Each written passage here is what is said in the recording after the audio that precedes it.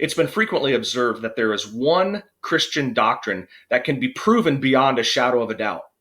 There's one Christian doctrine for which we see evidence for each and every day of our lives, and that's the doctrine of human sin, the doctrine of human depravity.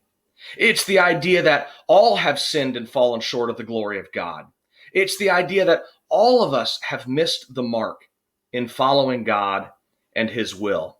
This is something we see each and every day of our lives. Now, it manifests itself in different ways and in different places, but it's something we see every day. Over the last few weeks in our nation, we've been reminded of how sin manifests itself in racism and intolerance and hatred for others. And these are truly heinous sins. We also see sin manifest itself in our homes each and every day through impatience, through lying, through adultery, through different forms of abuse. We see sin manifest itself in the workplace through greed. We see sin manifest itself in friendship groups through neglect and gossip and backstabbing. It is true that we see different manifestations of sin each and every day of our lives. And because of this reality, it's important that we learn the language of confession. It's important that we learn the language of confessing our sins before God and confessing our sins to one another. And a great place to go to learn that language is Psalm 32. Psalm 32 is one of the 7 penitential psalms. But Psalm 32 is slightly different in this regard. It's not so much an example of how to confess, but rather it provides teaching about confessing. So let's look at Psalm 32 today. And the first thing I'd like to point out is how the psalm begins and how it ends. Notice the first couple of verses. Blessed is the one whose transgressions are forgiven, whose sins are covered. Blessed is the one whose sin the Lord does not count against them, and in whose spirit is no deceit. Now go to the very end of the psalm, beginning in verse 11. Rejoice in the Lord and be glad, you righteous. Sing, all you who are upright in heart. Psalm 32 is framed by the language of blessing, of righteous, and of the upright.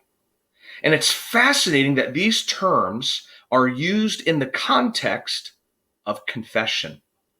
You see, one of the things that often creeps into Christianity and often creeps into our lives and into our churches is legalism. The idea that somehow we must live perfectly in order to impress God.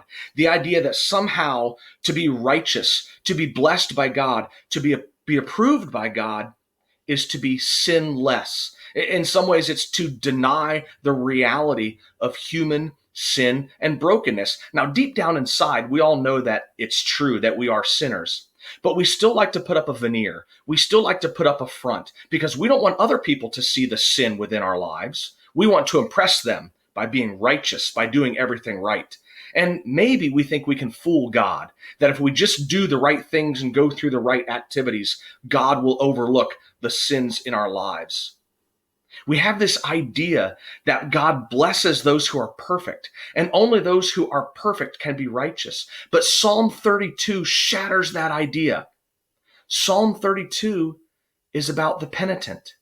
It's about those who acknowledge their brokenness and their sin. And you know what? It's those people who receive God's blessing. It's those people whom God considers righteous and upright. Notice the words in verses 1 and 2, the descriptors of those who receive God's blessing. The one whose transgressions are forgiven. The one whose sins are covered. The one whose sin the Lord does not count against them. We need to do away with this legalistic idea of Christianity. We need to pull off the mask and remove the veneer that we present in our lives that somehow we have it all together.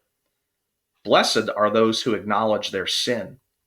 Blessed are those who are forgiven.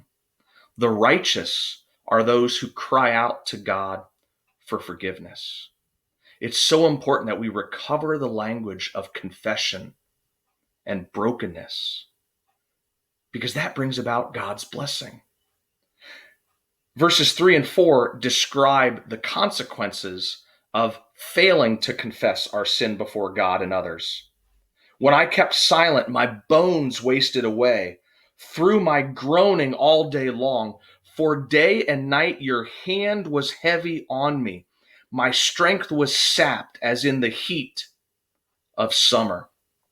Here, the psalmist expresses the reality of what happens when we have unconfessed sin before God and before others. And the reality is it weighs heavy on our lives. It causes distance between us and God. It causes distance between us and those around us. To have unconfessed sin is a tremendous burden, and it prevents us from truly loving God and loving others. But notice the contrast in verse 5. Then I acknowledged my sin to you and did not cover up my iniquity.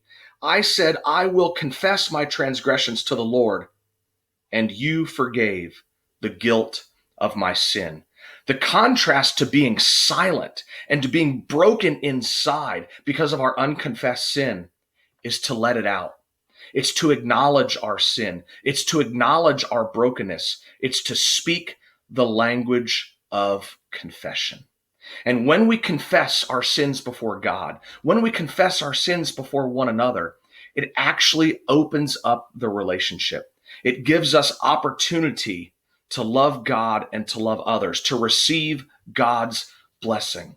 And that's a beautiful thing. I'll encourage you to read the rest of Psalm 32 by yourself.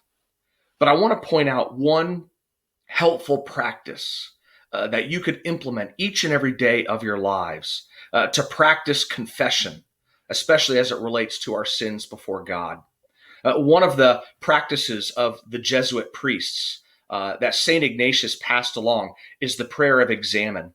And the prayer of examen is something that I've prayed for years on my morning walk each and every day.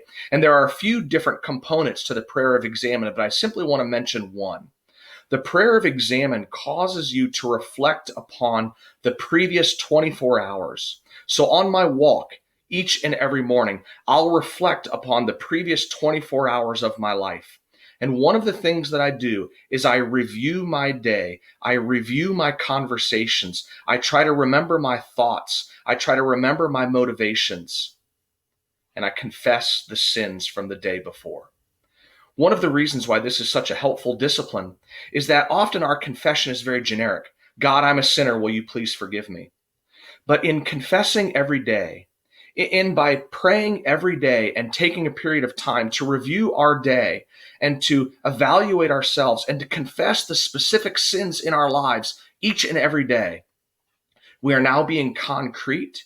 We are now acknowledging our specific sins before God, and we're asking God to transform us from that moment on. So I encourage you to incorporate the prayer of examen or another form of confession into your daily lives. Because blessed is the one whose transgressions are forgiven.